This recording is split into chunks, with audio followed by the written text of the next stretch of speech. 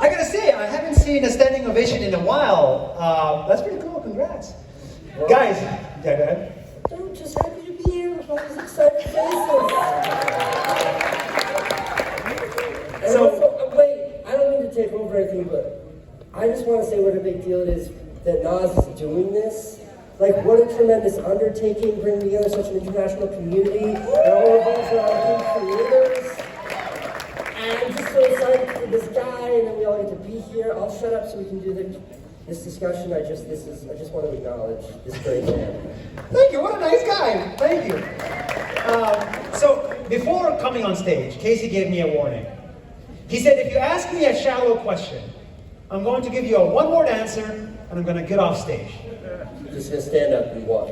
Okay, so not even a one-word answer. So for the next 30 minutes, I'm going to try to ask you as many difficult and sensitive questions as possible because you said there are no boundaries. That's right. I mean, unless you ask a really stupid. Like, if you ask me, like, Casey, what does creativity mean to you? I'm gonna stand up, walk out, get on a plane, fly home. Okay, so for the first 10 minutes, I want to focus on you as a person. No pressure. Perfect.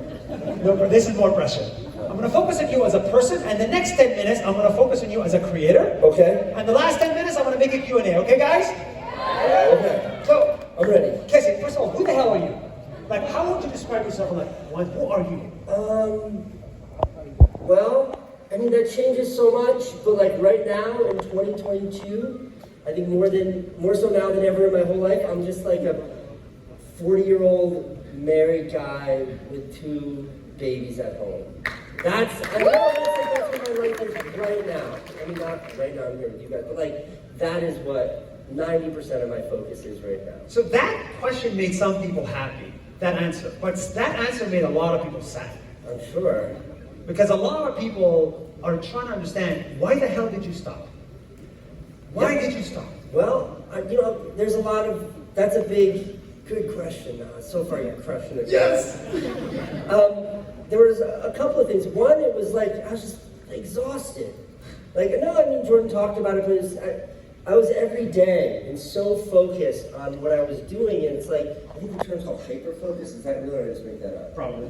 Where like you just get so enveloped in one thing that's your only, and it becomes you become entirely myopic, and that's all you can see. And I think with my YouTube vlog, and especially as I think the big picture, I was like worked in the traditional film world for a dozen years, and then like where I got into YouTube, it was the most satisfying thing ever. Like I could just express myself and click one button and then ignore it, and it would share with the world, and if people loved it, great, and if they hated it, I didn't have to deal with them. I didn't do nothing. It was just a wonderful thing. But after 5 years of that, or 4 years of that, I was just beat, and everything suffered, and I wanted to just stop that and focus on something else entirely. And what is that something else? Life and those babies. That's great. I don't think people, why would people know this, but like, my life right now is the most obscenely indulgent thing ever. I like live in my house, I like wake up at 6:30 with the kids. I'm totally serious. I have like, make pancakes. I had like an apron that was like a buff man in a Speedo, and I would like wear it every day until my wife threw it away. She's like, we don't need that apron in our house. Like, I'm Mr. Mom. I like make the pancakes, get my daughter's lunch ready, like sit in the breakfast with my kids, and then like I play with them all day. Like that's my life. I cannot relate to this. It's fantastic. I cannot relate to it. Do you think you'll do this forever, for the rest of your life? No, they're all getting big. Like, kids go to school now. I don't know what to do when they go to school. Honestly, it's the most, these guys like want to talk about creators not being a dad, but like, it's the most indulgent reward ever. And I made a movie about this before I left New York City, but like, I had my son Owen when I was dirt poor and really struggling, and I didn't get to focus. And I always said, if ever another opportunity. And then I realized when I was in New York City, and I was 37, and I had these 2 babies, I was like, you know what, like, I think if I stop working forever, I'll probably be really broke, but I'm in a place where I can pump the brakes majorly and just do nothing but focus on these kids. Like, what does that feel like? And it was really special, and how long does that last for? The answer is like not very long, because No, I mean it. Like when they go from being 6 months old to being 4 years old in school, like it really feels like that moment is already starting to fade away, and I'm already looking to sort of something more productive with my life because that just is unsustainable. Okay, so there will be a comeback. That's good to know. I've always wondered this, Casey. By the way, do you know that Nasdaily started because of you? I think you told me that. It's a Told you big that before. honor. I'll tell you this I'm again. a huge Nasdaily fan. Me too. I saw this guy. He had a wife. I was single back then. He had a kid. I had no kids. And he was making daily content of 20 minutes and above, and he captured the hearts of New York. And he captured the heart of the world, and I looked at you and I said, if this guy can do it every day, then I can do it every day. Did you know that? I don't think anybody knows that. So thank you for doing it every day. Now my question to you is, Okay, ready. why do you think people like you? Like, there's a lot of things that are unlikable about you. Wearing glasses? It's indoors, there's no sun. Why are you wearing glasses? Why is there a personality market fit? I mean, there's a bunch of really funny questions, but since we don't have a lot of time, I'll try to give you a serious one. I think it's the nature of those daily videos. I'm not that likable in person. I don't have any friends. People don't alienate the people around me. Don't get near me, whatever you do. But those videos, like, I had a very specific mission, even though like they would change and some were really great and some were so. And that mission was just sort of like, pluck one thing from my life today and tell that thing really, really well. And I think that by doing that, it felt like I was living an extraordinary life. And as fascinating and lucky of a guy as I am, I think my life is pretty normal. But I was just able to share that life in a way that felt extraordinary, that maybe was extraordinary. I would take something really mundane and make like a 5-minute video about like my shower head. Like these videos, the subject matter was not earth-shattering. And I think to focus on things like that just felt so relatable in a world where like a lot of things really feel alienating. And I know for me, like the content that I relate to the most is stuff that I feel like I have some sort of relationship with. So I think that's why it wasn't just the videos, but there was a real relationship between me, the person, and the audience. I think. I don't know. Interesting. Mr. Beast is a good friend of mine, and I talk to him so much about making YouTube videos, and he's so focused on the math and the metrics and the algorithms and all of that, and I never, ever look at any of that. I never have. Monetization wasn't even clicked on until I crossed 100 million views, which don't ever do that. It was really stupid. But I never look at that. I don't want to understand why people like the videos. Like, that's when for me, they stop being an expression of creativity and they start to be something more transactional.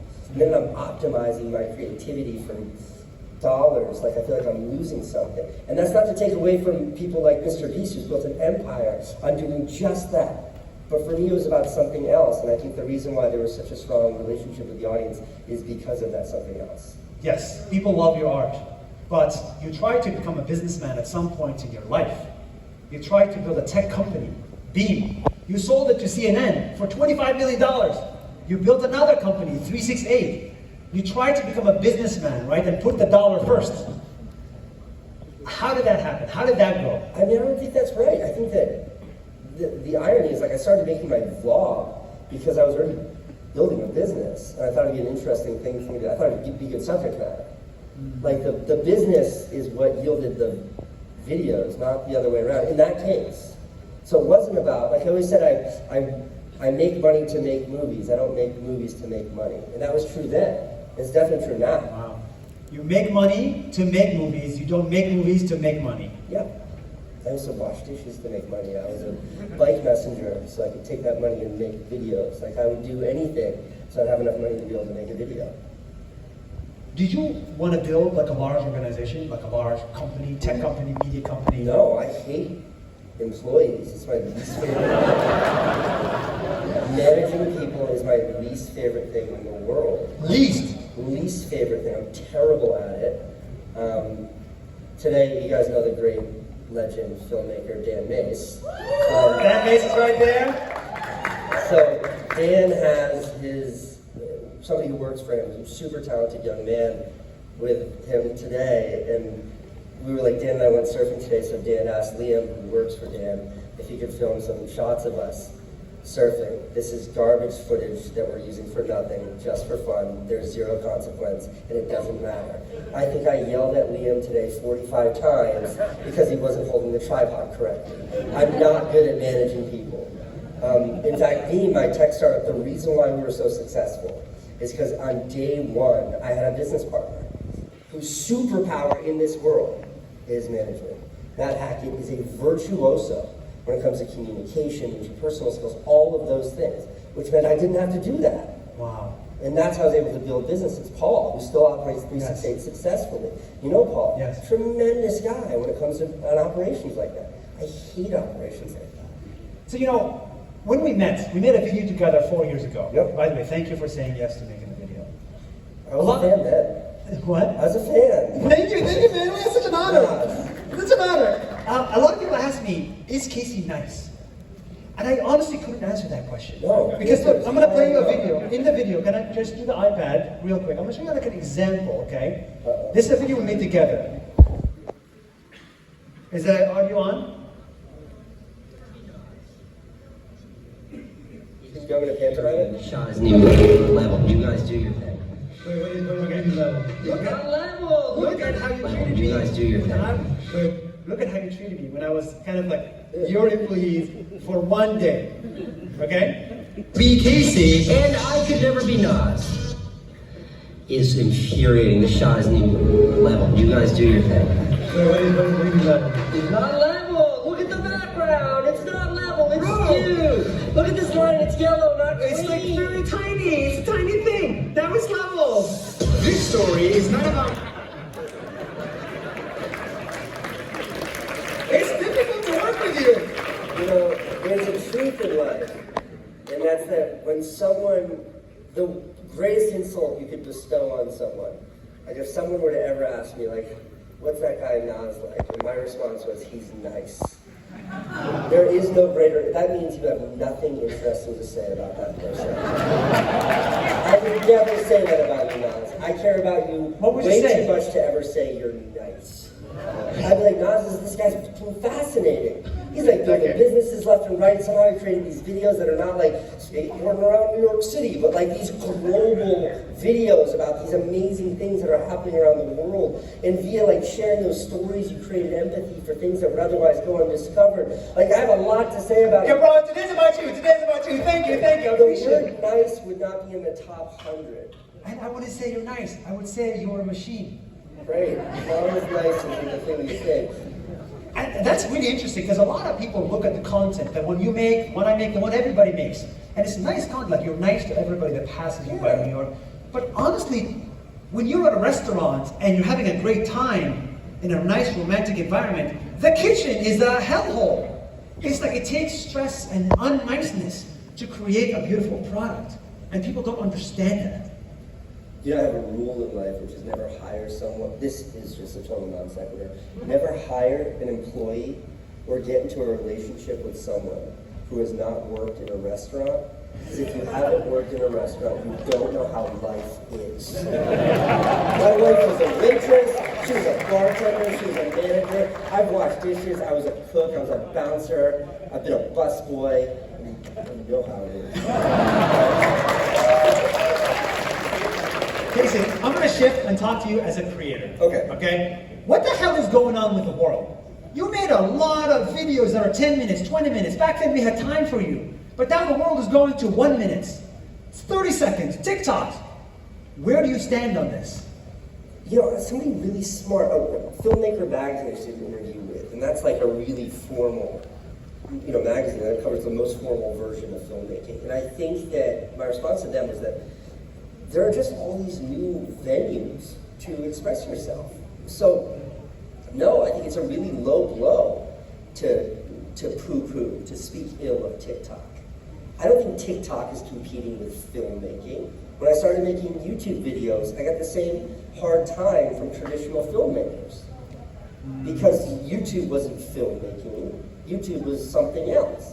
And I think maybe that's true, there are all these different outlets, but as long as they all start from a place of creative expression, how they manifest and where they're shared, I don't think matters. And that's how I feel like TikTok. It's great.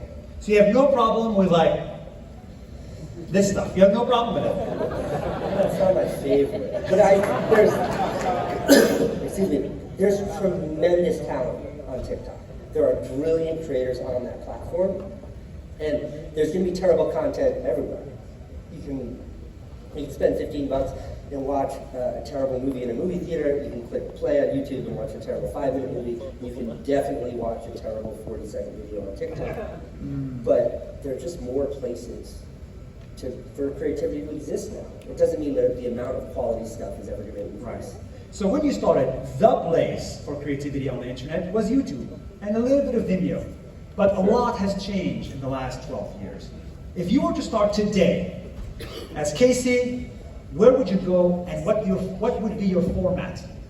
Ooh, that's a great question. You know, for me, self-distribution is the greatest thing in the world. And that's why I started on YouTube. My YouTube vlog is identical to my HBO show. And my HBO show that I made in like 2008 with my brother Van, it is literally a YouTube vlog. But YouTube vlogging didn't exist then. YouTube then was just like a place for basketball highlight reels. It wasn't a place, it was never a destination for real consumption. And we put this show that was great. We put it on HBO. Stellar reviews. Nobody watched it. Nobody watched it. Our audience, my audience, was not on HBO. And then I put that same exact content on YouTube. And tremendous audience. So I really think it's like, it doesn't really matter where you are, it's about where you can connect to your audience. And I think that dovetails nicely with your previous question. I think for a lot of people, their audience is on TikTok. And I think for a lot of people, their audience still exists on YouTube. And I think for a lot of other people, that are into long form, their audience now can exist on all these streamers. So again, I think like what is it, the top of the funnel just keeps getting bigger. It invites more and more people in. But one truth that's not changing is the bottom of the funnel of what's great is not getting any bigger. That's a great answer. And I don't mean that to I know. You didn't give me a direct answer, but I like it. I agree. Yeah. So you would start on YouTube again, then I would assume. I think so. Until something better comes along for a longer format content, I think YouTube is the place for someone like me. Got it. Okay. Okay. Crypto. Crypto. Fan or no? Yeah, huge. I just never talk about it, and I especially never speak about it on social media because I think it's nuanced and it's complicated, and everything that I've seen every influencer do, whether they do it virtuously or in a way that's total manipulation and nonsense, all of it looks bad. So no, I don't speak about it publicly. So why should content creators care about crypto or NFTs or this whole Web3 technology? I just think it's the nature of the future, and why should they care about it? They shouldn't. If like you're starting out as a creator, you should absolutely not be thinking about that. It is not relevant yet. That is what's next. If you're an entrepreneur, well, there's a lot of opportunity there. If you want to break into a new space, there's a lot of opportunity there. But if you're a creator and creativity is what matters to you, I think like it's not essential to focus on what's next. It's essential to figure out what the best avenue is for you to distribute your content today.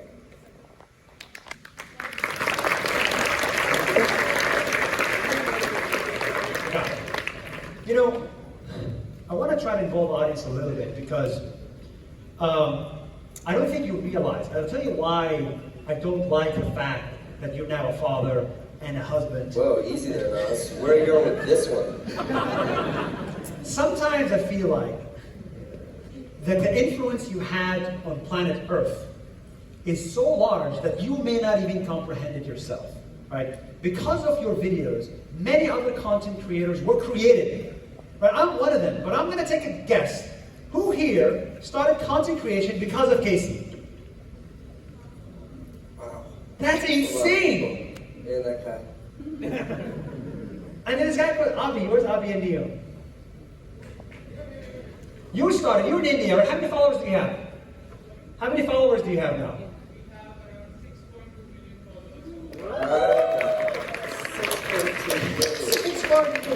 And you have probably billions of views. You have had billions. Can somebody give him a mic? Get him. How many views?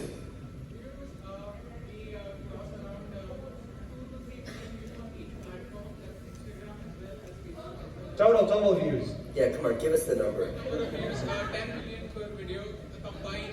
Combined, give us the big fat number. We have crossed 500 million views. So you started because of Casey, right?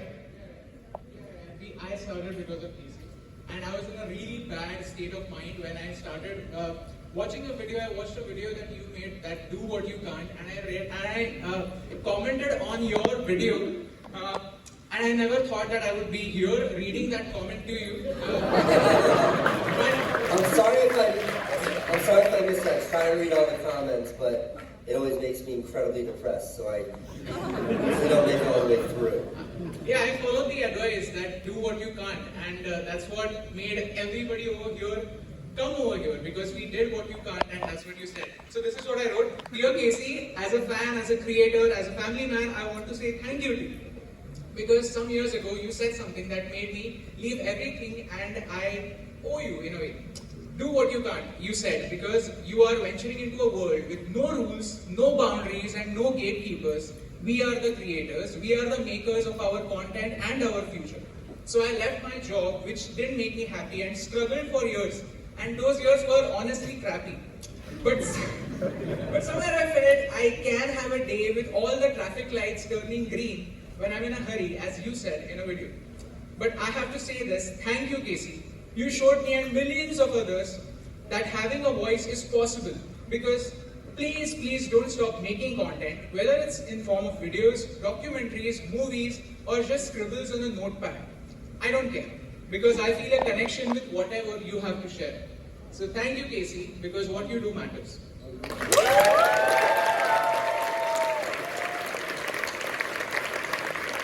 you know. Wow, that was nice to hear. Thank you, and congratulations. Thank you. Heavy, man. So my question to you is, right, and I don't want to play this off, is I'm honestly just thinking about this, right? Sometimes, the people are like, my wonderful girlfriend, for example, right? She, you know her, you gave her some nice classes. She also had this conversation, which sometimes the people closest to you have to pay a price in order for the world to benefit. Right, so you have 50 million people that we can benefit, but that may come at the cost of 5 people. Yeah. How do you think about that? I think it's probably bullshit. I mean that. I mean, I think that that's great, and it's romantic, and it's a really cool thing to say. But it really sucks for the people nearest to you. And I think as I get older, I realize that people nearest to you matter more to me than those 50 million strangers. And maybe that makes me the bad person. I don't know, find your own fucking inspiration. I've got a 3-year-old, and I'm all she's got. I'm all that she has. I'm her dad. So she's the priority. So Casey, why aren't you spending more time with your kid? Because the world needs me to be inspired. I think that's wrong. Wow, that's amazing. I wanted disagreement on stage and I got it. And that's one valid way, and as I said, there's many valid ways to sort of live life. And it's a balance. I don't mean to be extreme. I think look, my dad worked 60 hours a week when I was a kid.